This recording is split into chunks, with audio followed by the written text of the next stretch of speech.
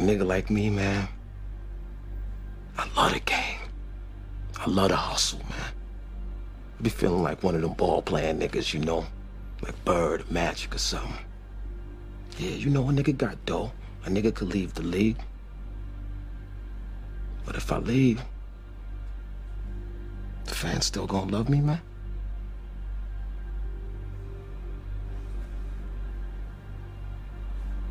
I get love out here in Harlem, man. I done sold coke on these streets, man. Hash, weed, heroin. As long as niggas is feeling it, a nigga like me can hustle it. That's my gift in life, eh? You know?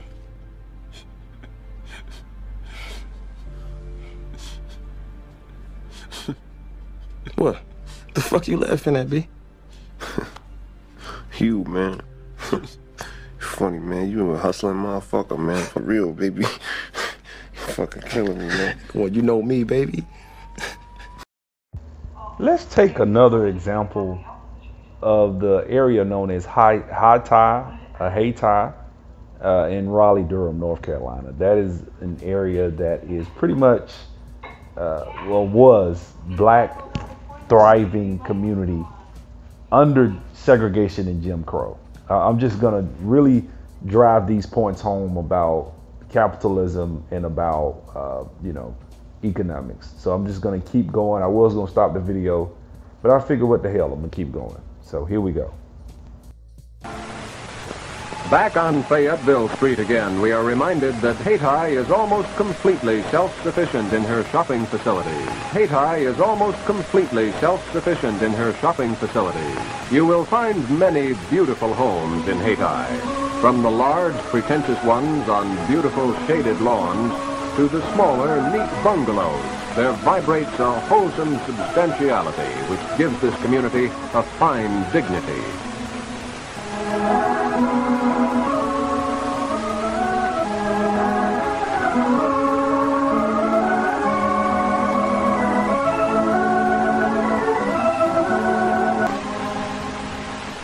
Many Hayti merchants have outside interests as well as their own businesses.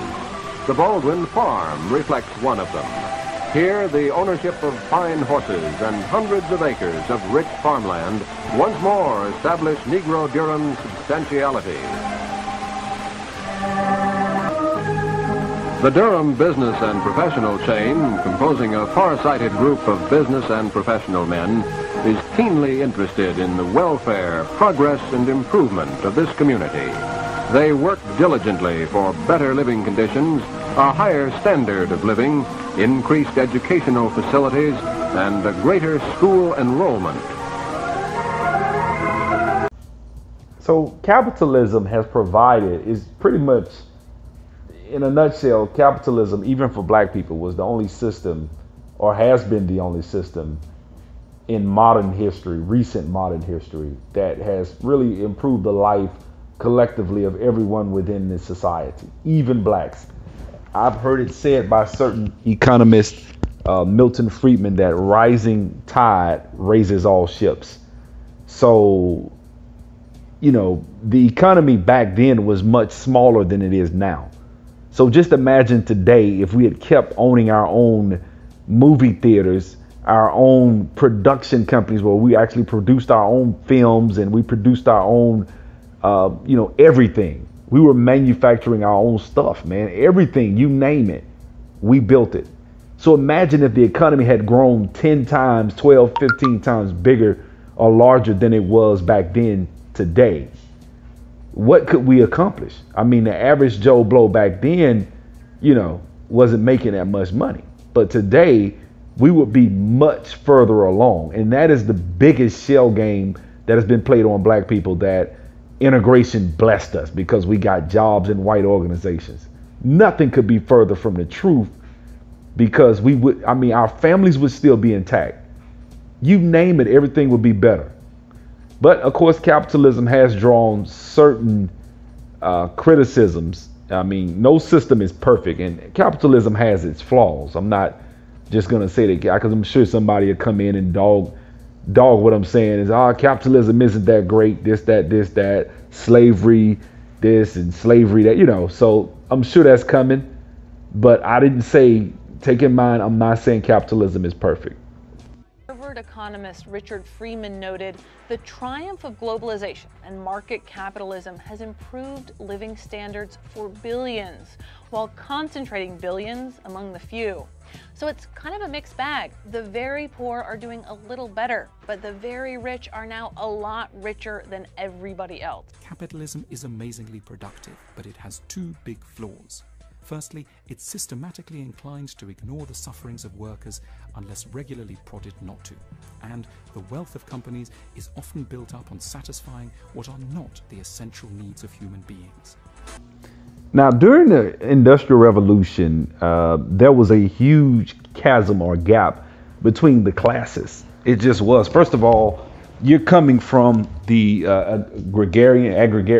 basically agriculture was the lay of the land at the time. So you're going from that to pretty much through the Industrial Revolution and coming into what is now modern day economy. Well, there's a big transition period. And during that transition period, it was rough. Children, we didn't have certain laws. There were certain monopolies. Things were crude back then. In fact, go back and look at the video I did for Lessons from Andrew Carnegie and just look at what type of things, the working conditions. There's a guy, I think his name was Fitz, that was his partner, that was just ran a hard bargain. He really wasn't for the worker. He had people working in harsh, unsafe conditions. And until people came along like Henry Ford and promised the 5-day work week and started people on that path, we really didn't have that sort of mindset in the workforce. So, there were certain laws and things, as capitalism was in its infancy, there were certain things that needed to be changed. But in light of that, therein came some critics. Charles Dickens, the guy that wrote A Christmas Carol, he was one of them. Karl Marx. Check this out. He's often considered the father of communism because he co-wrote the Communist Manifesto. Marx was above all a philosopher and a historian. It's just that unlike most philosophers and historians, he advocated for revolution. His greatest work, Das Kapital, sets out to explain the world of the 19th century in historical and philosophical terms. So Marx was writing in 19th century England, and there were two classes that mattered: the workers and the capitalists. The capitalists owned most of the factors of production, in this case, land and the capital to invest in factories. The workers just had their labor. So the class struggle here is between capitalists who want labor at the lowest possible price and the workers who want to be paid as much as possible for their work. Charles.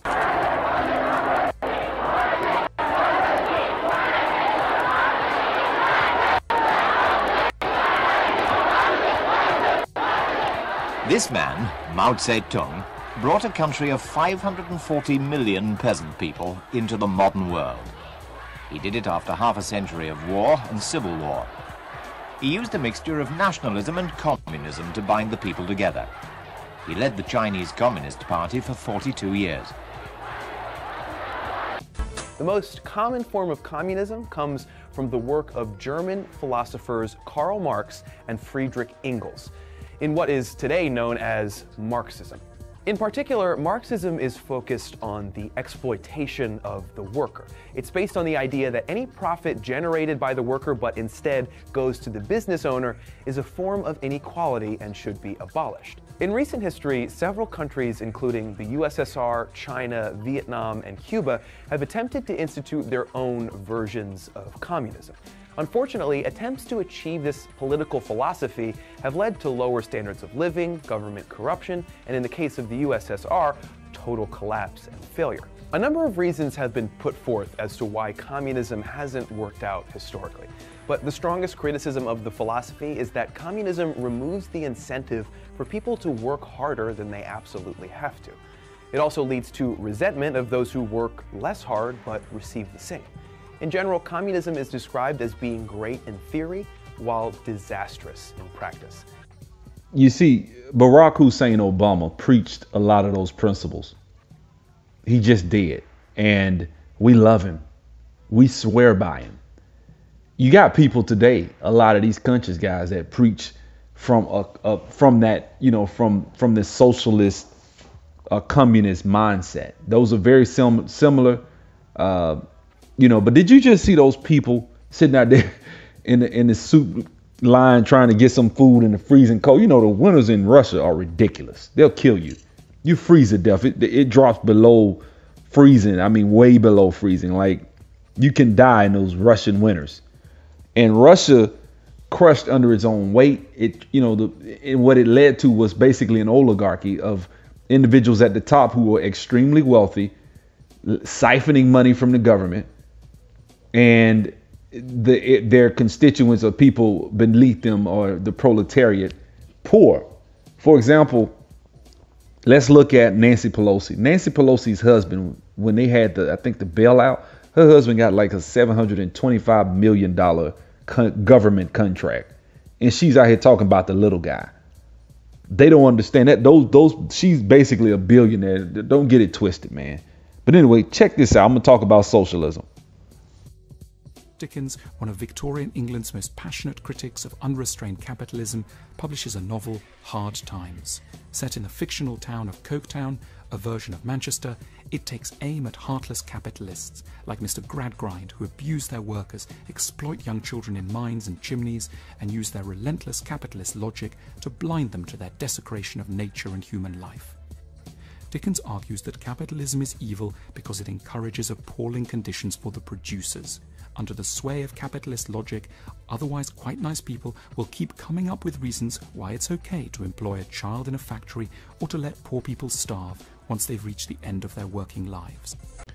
So in essence, I mean, this came along, certain people started, going in on people that were pro-capitalist, because quite frankly, it was unbridled capitalism. It was the golden age of, what are these guys called? The robber barons. These guys were, it's Carnegie, Rockefeller. These guys, and I'm going to be honest with you, a lot of these guys were greedy. They didn't have a lot of laws and things that we have today to kind of protect the consumer or the employee. That, I'm going to be honest with you, you do need certain laws. Trust me, I've worked with some assholes before. I know people that'll have your ass working sun up to sundown. They don't give a damn. As long as you getting that money. My thing is, I work sun up to sundown if you coming with that money. If that money coming right, it's a good trade-off for me. I'm not the one that complains about certain things, but at the same time, back then it was just unheard of, man. Kids were 5 and 6 years old working in factory. People were losing their lives. It was dangerous. That's not the case today, but Marxism and capitalism still, have their, basically have their stranglehold on a lot of black people. So check this out. The Houston Negro Chamber of the 1960s promoted its agenda during a very tumultuous time nationwide. The fight for justice led to urban violence that claimed some black businesses as victims. This was in the middle of, arguably even at the zenith of black power. In the midst of all this black power, we got blacks breaking in black folks' stores. Now, obviously that dog will not hunt. To my dad's credit, he never allowed that to discourage him. And the African American community was very kind towards my dad in terms of, granting him patronage. But wouldn't it be a lot better if we didn't, steal from one another or discourage one another? Now, take in mind, I actually, just gave you an extensive understanding, at the beginning of this video, about human capital, things of that nature, productivity, all of that, right? Now, what he just said about socialism and how it's based on a welfare system placed atop a capitalist system. Well, that's kind of what we have in America. And just like in Russia, or what was formerly the Soviet Union, and just like in most countries, when they try this, it doesn't work. It just doesn't. Now, I know people will say, well, what about Europe? The problem with Europe is, a lot of these places, a lot of these Scandinavian countries, Norway and all that, they have capitalism. They use capitalism to build a system and create product. They had productive people.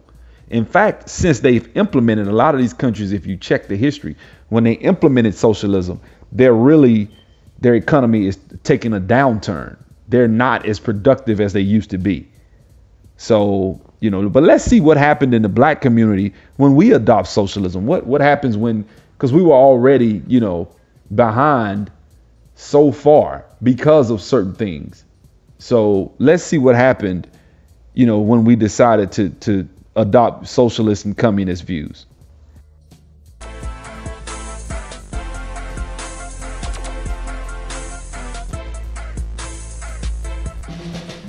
Philosophy professor Angela Davis admitted that she is a member of the Communist Party. Hoover put her on the top 10. Everybody had a file on her. Her first lecture drew 2,000 students. Angela's education is now being put into practice. Angela Davis purchased 4 guns. There is a conspiracy in the land. It's a conspiracy to wipe out the black community as a whole. Racism is an excuse used for capitalism, and we know that racism is it's a byproduct of capitalism. Everything would be all right if everything was put back in the hands of the people, and we're going to have to put it back in the hands of the people. Mr. Fred Halstead and Mr. Paul Boutel are running respectively for President and Vice President of the United States on the Socialist Workers' Party ticket. Mr. Halstead is by profession a cloth cutter. He has been active all of his life in the trade union movement and active as a participant in the socialist newspaper, The Militant.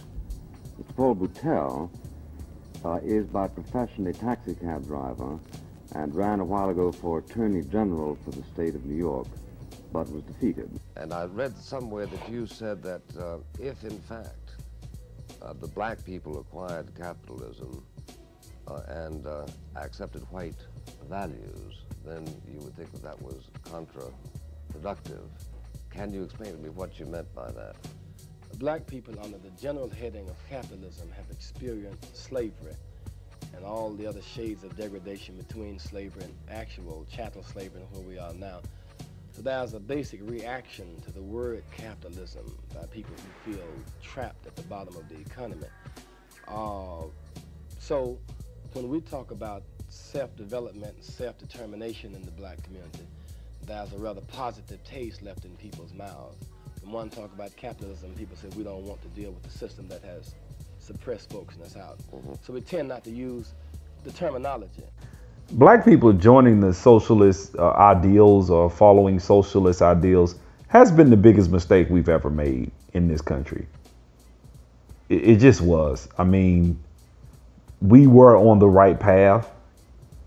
Once the civil rights movement got passed, black people literally in droves or whatever ran away from black businesses, black HBCUs, everything black. They just deserted it. And we, they say their ice was colder, their water was, cleaner. Everything that was white was just better. And once black people were able to move into white neighborhoods, that changed everything as well, because then these affluent black neighborhoods, I'm from Alabama, my friends from Birmingham, he found out about Inslee up in Birmingham, which used to be a lot of upwardly mobile, well-to-do black people actually lived in Inslee alongside other working class, blue-collar African Americans. So that just goes to show you off the top that black people are not benefiting and did not benefit from integration. They just didn't. And that's the biggest crock of straight bullshit we've ever had fed to us, that we benefited from integration, So, I mean, really. And the intoxicating feeling of freedom as Jim Crow crumbled led to widespread relocation of African Americans to the suburbs, a flight that eventually decimated the bustling black commerce centers of West Dallas, Lyons, and Dowling streets, and left the community figuring out how to rebuild itself economically. And we became a desegregated or integrated community. We lost a little snap, if you would. Now, I'm not saying let's go back to segregated days, but I'm saying that America and Houston would be better places to live if we as African Americans had brought some of that same, what shall we say, collaboration, coordination, collaboration, coordination, and collaboration to the table, and that same sense of pride. You see, once we adopted these ideals, we really started, the socialists. And this is the thing. If you pay attention to the video I showed a second ago of the people running in the Socialist Party, it was a Jew. It was the Jews. In fact, the Jews infiltrated the Black Panthers and really gave them the whole communist Mao Zedong mindset. Jews did that. Take in mind now, half of the billionaires in the country are Jewish. They're the wealthiest group of people in this country. But they gave us what they didn't give us what they had. You get the difference. They drunk capitalism hook, line, and sinker. They're up here making businesses. They built Hollywood, the porn industry, banking. They jumped directly headfirst into Wall Street. I mean, that's what they did. They're doctors, lawyers. I mean, the Jews did some things that we didn't do. But when it comes to black people, they become engineers, social engineers, and they tell us, hey, you guys can't make it this way. Let's look at Black Lives Matter. Black Lives Matter is a great example. Just like with the Black Panthers. And look, now let me say this first. I respect the Panthers because I understood what they were trying to do. They were trying to liberate black people from under a lot of oppression that we had felt within the government. I just think it should have stopped at equal protection under the law. That's all we needed. That's all we needed. Other than anything above that, asking for things, resources from whites, I think what would have happened had we stayed like we were, we would have actually think about it. Think about all the black, business owners that live in and work within corporate America. Those guys are too intelligent to sit and suffer. Those guys, you think a guy that starts in a mailroom and worked his way up and now he's a CEO of some company, you got a lot of black people that are, on the boards in these companies. These people are intelligent. I think it's just really, it really shows you have you just fucked up view of black people if you think a guy with a high IQ, intelligent person won't rise to the occasion if placed in that circumstance. I understand. I hate to use myself as an example, but however, I'm the type of person that was placed in that circumstance and I'm rising, or at least I'm trying to anyway. So, we've bought a bunch of bullshit basically. Now take in mind, I actually, got this video called Selling the Negro and put it on one of my other videos. I can't remember which one is from, maybe within a couple of weeks ago. But that video basically outlines how black people were scouted by white, potential merchants as a market. They started counting the money that we were bringing in. And they were saying, hey, segregation, integration was about to take off, and these white people started salivating at the mouth. And next thing you know, here we are today, but that is a big tragedy. And when I hear people, I want to name certain YouTubers, but I don't want to start no shit. I'm not messy, but there's one in particular I know who is pretty much an avowed socialist, and he represents everything that's wrong with, to me, the black community, because they teach this defeatism, if you will. They teach this, it's carbon dioxide, it's not oxygen, it's not life-giving. It's just not. It's just pure death, man. And because they've been beat down in life, because they didn't succeed, because they came from being poor and never succeeded, they think it's impossible because they live longer than the next person. They think they can tell you that, this, it'll never work. They always talking about pulling yourself up by your bootstraps. That's bullshit. There's no such thing as, it's not like that. You got your Yvette Carnels. I'll say her name, but I'm just saying that is the problem. People that preach and think like that.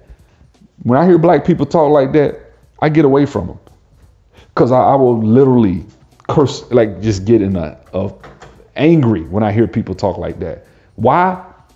Because I'm one of the, they'll call me lucky. They'll say, oh, you were just lucky. You caught the housing bubble at the right time.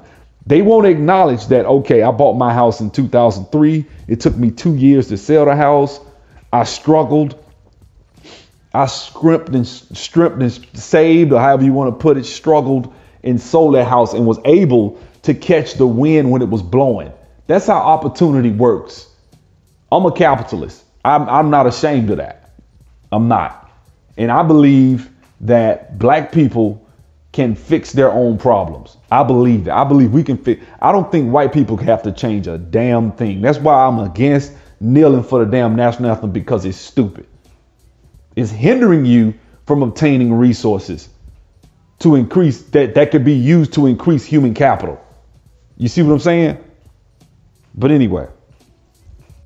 Michigan City man Richard Hatcher became one of the first 2 black mayors ever elected in major cities.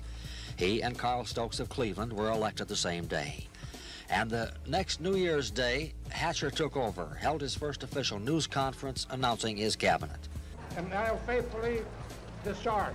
And I will faithfully discharge the duties of the office of mayor. The duties of the office of mayor. In and for the city of Los Angeles. In and for the city of Los Angeles. According to the best of my ability. According to the best of my ability. So help me God. So help me God.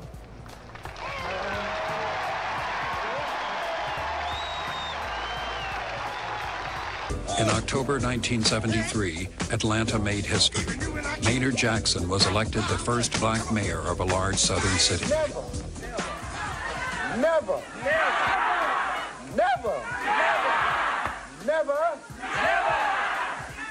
never shall I let you down.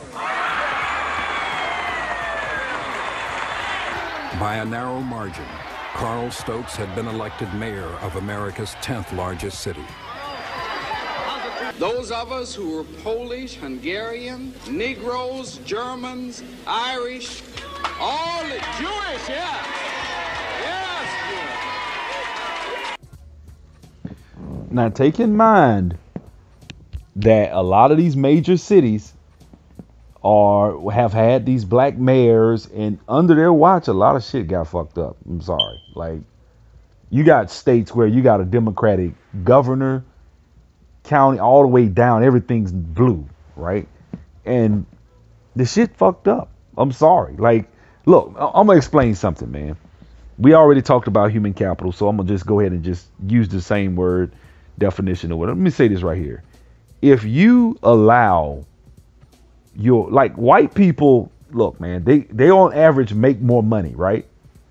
They're your tax base, okay? So what happens is black people trying to integrate, our best and brightest, try to integrate, right? There's a street where I'm from in Montgomery. There was this real nice neighborhood, and it's still a decent neighborhood. It's still pretty nice. But this street had been white since the time I was a toddler, right? And I remember a black guy moved on the street and built a big 2-story house. I'm not going to say his name, but I know him. And he built this big 2-story house. In the house, every house on there wasn't like, he built the best looking house on the street. Black guy. When he did that, I never forget, it was like maybe a month after he, moved in. I went down that street and there were literally, I don't know, maybe damn near every house on the street had a for sale sign in the front yard. They all moved. Now that whole neighborhood is probably, I say that neighborhood is about 50-50. But it's steady declining in white people. What happens when that happens is your tax base moves. Now, if you can look this up, if you think I'm lying, there's a city called Pike Road that they just incorporated. All of the white people are moving to Pike Road. They're getting their own education system. It's a suburb of Montgomery. And it's still in Montgomery County. But what they're doing is they're getting their own education system, and the houses are $500,000, $1,000, $500,000, $350,000. Most people in Montgomery can't afford a house most black people can't afford a house north of maybe 160. Once you get to around 200, you're pricing most of the black people out. Most. But that's us. We want to live next to white people, because what happens, They have the better education system because, of course, in Alabama, it's based on property taxes. And the prices of the houses affects how much the property taxes are. And so that then goes into the education system, which then gives them a better education system. When black people move into the neighborhoods, when they can afford it, the prices go down of the houses, the education system gets worse, and the school gets worse. And that's how it works. It's a cycle. That's what white flight is. So integration, when we had when things were before integration, you had your black schools and your white schools. Well, the black schools actually performed damn near on the same level as white schools. Go see Dunbar High School. You know, the book I referred to the other day, Black Rednecks by Thomas Sowell. He outlined so many different black schools, black high schools and HBCUs that were performing at a high level. Go see the movie Great Debaters. You can't look that usually that shit won't happen today. I'm gonna tell you why. Because those kids that would have been on that debate team at Wiley College or whatever, they wouldn't have been at Wiley. They'd have been at Harvard or they'd have been at Stanford or Vanderbilt. They wouldn't have been at Wiley. If you that smart that you could go out here and out debate Harvard students, because back then it was more segregated. So that's the point I want to make about that. And let me add this about these mayors. Like we elected all these mayors in all these cities and the Democrats, and it just went to shit, man. Now we're romanticizing, communism. We just are. Check this out. They protected their own. Stop pushing poison in the neighborhood. Panthers, y'all worse than the police. They fought for respect. You brutalize our community, we will defend ourselves. They demanded justice. We're not anti-white, we're anti-oppression. They were the soul. We're seizing the time. Behind the struggle. Power to the people. Rated R. I mean, if this is truly a melting pot in the country where we care about and Lady Liberty got a hand like this, she really loves us, then we really need to be like that. And it needs to be the black kids. If there's a white person who got money, then you need to help them. He need to help black kids, Mexican kids, Korean kids, whatever. But it needs to be real. And it need to be before we all die and then you say, oh, I made a mistake. We should have gave them some money. We really should have helped these folks. It's going to be too late. Hi, I'm Senator Bernie Sanders speaking to you from the great city of New York with a Hollywood reporter and my fellow Brooklynite, Spike Lee, and we're going to talk about how we transform our country.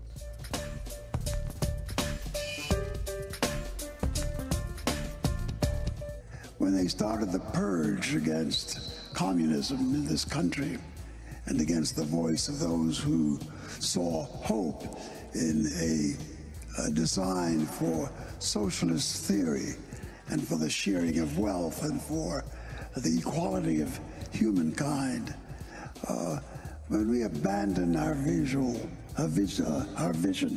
and vigils on that topic, I think we sold out ourselves. Let's talk about your relationship with Venezuelan President Hugo Chavez.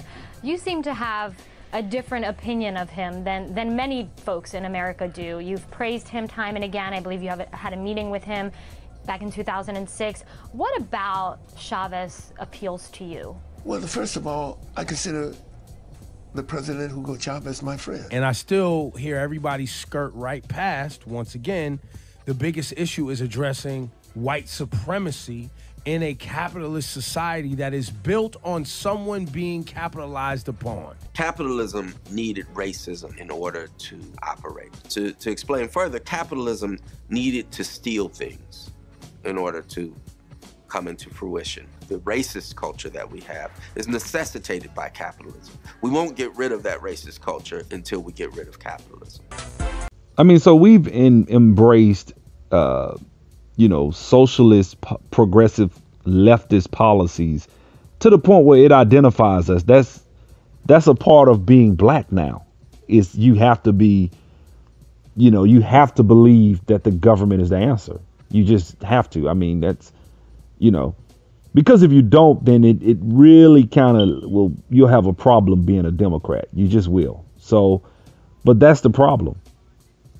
Man, this shit gave me a headache to watch. I mean, let's be honest, man. I mean, you wonder why black people don't even have a mindset to start a damn business. We don't even think business.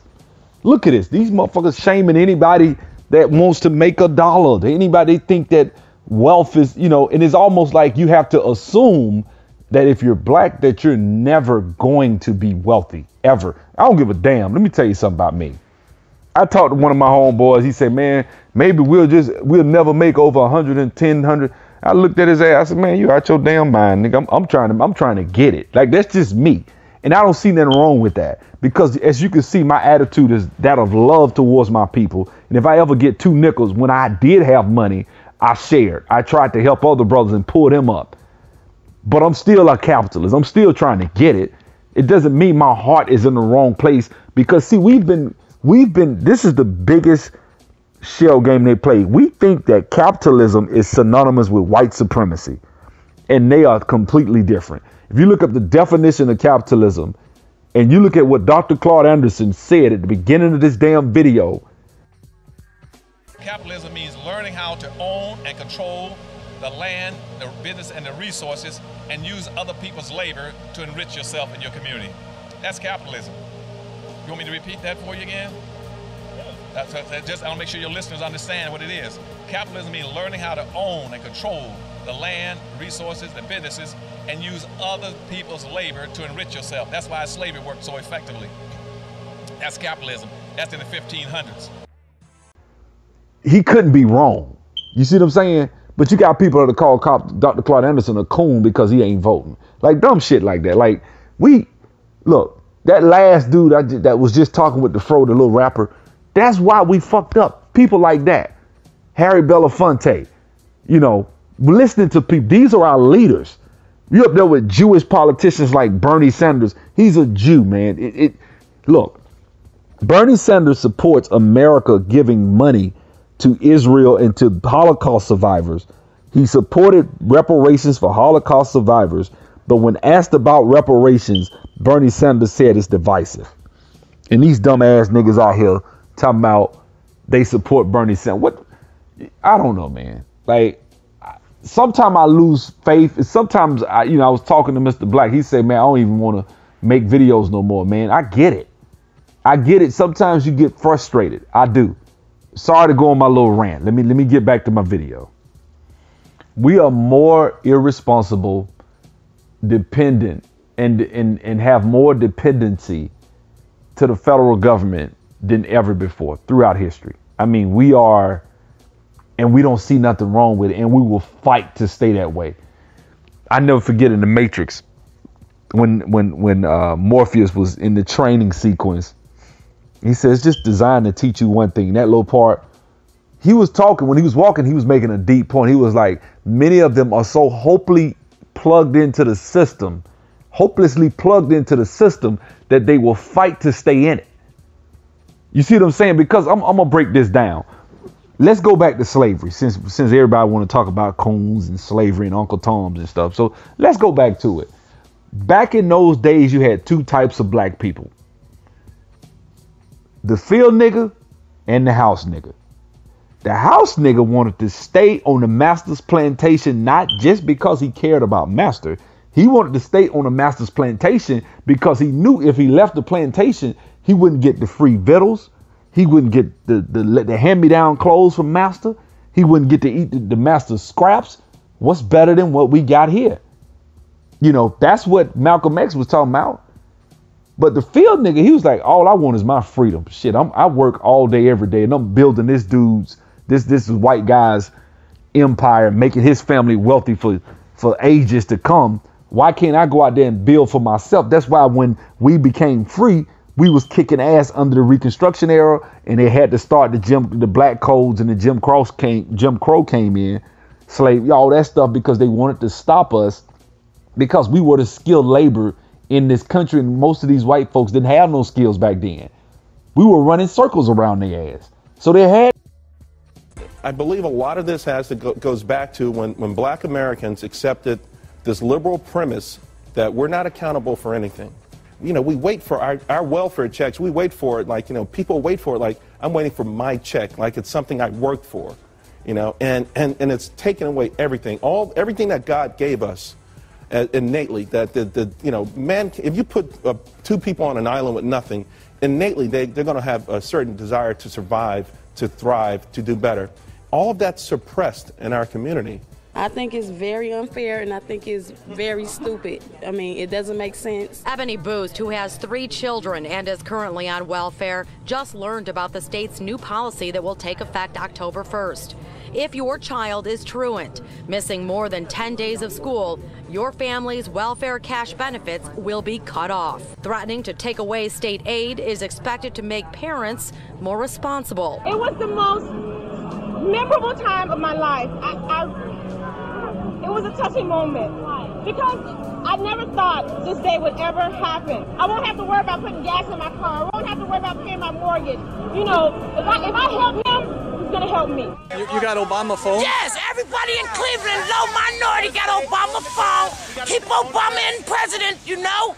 He gave us a phone. He gave you a phone. Do more. In my case, they done been in my life 6 months and I'm homeless. 37-year-old Angel Adams blames the system for her problems. We called the Department of Children and Families to see what they've been doing to help. DCF says Hillsborough Kids Incorporated has been helping by paying Adams rent, even providing her furniture. Adams says it isn't enough. Somebody needs to pay for all my children and mine and Gary, all our suffering, all our pain. Somebody needs to be held accountable and they need to pay. Come on, man. You don't see this as delusional? Somebody needs to pay. Stop fucking. It's too late now. I mean, her life is over. 37, she about 90. Ran in the damn ground, popping out babies, and got an attitude like somebody owe her something. Look, I know most of us look at that lady like she crazy. Most black people would. I'm gonna be honest. That's not typical of blacks. We're not that delusional. But there is some truth in what she was saying, because that is what socialism is about. She is a true socialist to the nth degree. That is what the system is about. You can only have that mindset when you are a true socialist or a communist. You see what I'm saying? You can't, because capitalism, now you got to start saying, well, what did you do? What steps did you take to get to this point? But when you've been told that, hey, man, the system owes you something, you're supposed to get this. That's why tax dollars are paid. They owe you. I've seen it. I have seen people with that mindset. We all know people like that. I mean, how many times do people have to tell you this, man? Like, we just had it better, man. I mean, we just did. I'm not saying that there weren't negative things that happened to black people, but don't lie and say we didn't have it better. That's just disingenuous, people. It just is. Let's look at the Congressional Black Caucus. But, like you guys said, it is a mental barrier. It just is. But let's look at the Congressional Black Caucus and see how they talk when they come together. All these liberal socialists and how they think. These are the people that have sold us down the river, man. Look, man. I'm finna show you another video. This is Cornel West with another white Jew, and they're training black people buzzwords. Capitalism, tying it in with racism. They're tying it in with white supremacy. They're gonna tie the two together. So they're training you subconsciously, nigga, you don't stand a chance. The white man is out there. Soon as you go try to buy a damn $100 lawnmower off Craigslist and go cut some grass and make some extra money, here come the white man to fuck you up. That's how we think. That's how we think. And then half of us out here, half these dudes that call themselves leaders are pulling for the damn Mexicans to come over here and get in line in front of your ass because they vote Democrat. Like this, it's a shame, man. Check this out. Professor Walter Williams at George Mason University, Fairfax, Virginia. The illegitimacy is entirely new, as well as the high unemployment among blacks is entirely new. So one has to ask, well, what is the cause? I think that the cause is the welfare state. It's less costly for the girl to have a baby out of wedlock. then the social stigma associated with illegitimacy has virtually vanished. You know, years ago when I was a kid, if a girl made a mistake, and it was very rare, relatively rare, even in North Philadelphia, if a girl made a mistake, she was an embarrassment to her family. And very often she is sent down south to live with her relatives while she is pregnant. Today it's entirely different. Your girls have babies out of wedlock, and then they have baby showers and things like this. They celebrate. It's no more social stigma associated with it. And so what we've been doing, I think, as a nation, we've been subsidizing irresponsible behavior. If we wanted to be serious about evidence, we might compare where blacks stood 100 years after the end of slavery with where they stood after 30 years of the liberal welfare state. Yes. Explain that. Well, in 1960, which would be almost 100 years after the end of slavery, 22% of black kids grew up in homes with only one parent. Just 22%? Yes. 4 out of 5 were in homes with both parents? Yes. 30 years later, after the liberal welfare state, that number had more than tripled. And so you can run through a whole bunch of other things like that. Look at the housing projects. The housing projects in the first half of the 20th century, during that first 100 years after slavery, did not have the high crime rates, the murder rates, the graffiti, all the rest of it. We associate. None of that was there. On Saturday mornings, it was common in the housing project of this earlier era for parents to leave their doors unlocked, because some of the parents could afford television, some couldn't. So the ones who had television would leave their doors unlocked, and the kids from the other families could come down there and watch television with them. Well, now the latest figures show that most people below the poverty line have 2 television sets and cable, but they wouldn't dare leave their doors unlocked in a public housing project. The families were intact, and schools worked, and the neighborhoods were more or less safe. People were able to lead decent lives. If the contrast between that world and the world we inhabit now is owing so directly to liberal policies intended, so we're told, to help African Americans, why do African Americans support the liberal at the rates of 90 and more %? And you young people here today, you don't know it, but I'm telling you, black folk had viable, competitive communities before integration. They had clean communities. We did not have the crime in the black communities. As a matter of fact, before integration, most blacks in America never had to lock their doors. And I always say that these blacks in those days, even during segregation, did more and built more than we can even maintain today. Capitalism has nothing to do with white supremacy. White supremacy used capitalism to subjugate black people, but capitalism is not the problem. It's just like the church. I know I'll get people in my comment section getting mad because I mentioned Jesus, but I'm sorry, that's part of who I am. So tough. But the thing is this, they used Christianity. Christianity was over 1,500 years old by the time they decided to use it to subjugate blacks.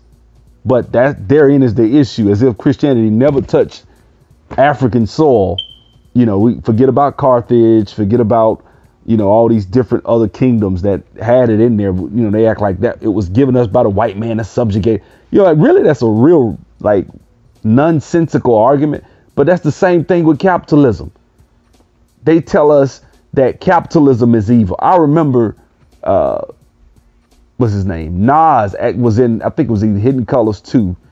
Nas made a point about capitalism. And after that, Tariq, they had some guys up in New York and they were talking, and Tariq, I don't know if he was there or somebody put a mic up to these brothers' face and they were like, yeah, man, I like what Nas said, but you know, that capitalism, man, that's the only part I didn't like, man. He talking about he don't understand, man. Capitalism. Look here, man, you think like that? Get away from me. Get away from me. I'm trying to get it. And I'm sorry, if you dumb enough to look at this world as it is and see how China from 1978 was completely communist. They started embracing and experimenting with capitalism And now China is up there, is probably one of the largest economy, if not the largest. I don't know if they pass us. I think we're second or there's for, I don't know, but China's up there. You know, Japan, Korea. Everybody that has embraced capitalism has succeeded. People that embrace socialism, not so much. I mean, the numbers are there. The numbers are in the details. I'm sure somebody's gonna come in the comment section and try to give me some example. Well, this nation succeeded, and I'm sure you could go and find, and it's probably gonna be a European nation that embraced capitalism up until a while and then jumped into socialism, and then now their economy is struggling. Look at France. They're trying to get away from socialism. A lot of those people over there are really upset about socialism. But once the government gets a hold of something, it never lets go. That's government doesn't shrink. You invite the government in, it's not going away. That's just a fact. I'm gonna end this video right here, and I'm gonna probably, I'll probably do a last, round out of this video. But I just wanted to kind of interject another section in this video. Thank you.